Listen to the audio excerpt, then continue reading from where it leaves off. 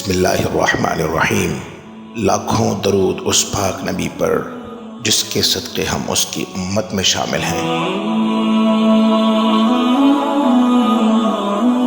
قیامت کے دن ایک ایسے شخص کو حاضر کیا جائے گا جس کے میزان کے دونوں پلڑے نیکی اور بدی کے برابر ہوں گے، اور ایسی کوئی نیکی نہیں ہوگی جس سے نیکی کا پلڑا جھک جائے۔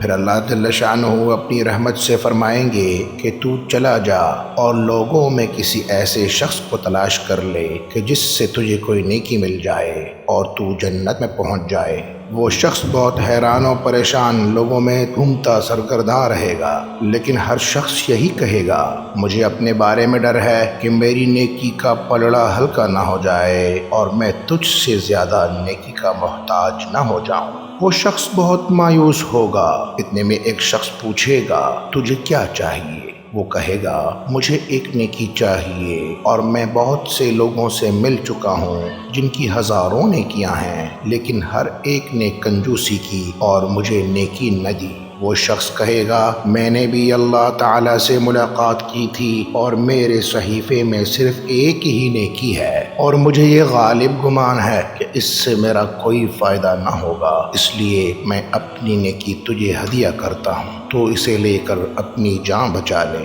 وہ شخص خوشی اور مسرت سے اس نیکی کو لے کر اللہ کے دربار میں روانہ ہوگا۔ اللہ جل شانہ اپنے علم کے باوجود اس سے پوچھیں گے کہ میرے بندے تیری کیا خبر ہے؟ وہ کہے گا اے میرے رب میں نے اپنا کام اس طریقے سے پورا کیا۔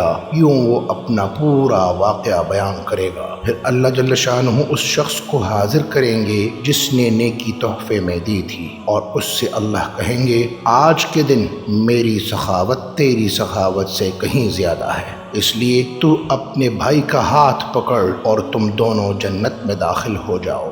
سبحان اللہ۔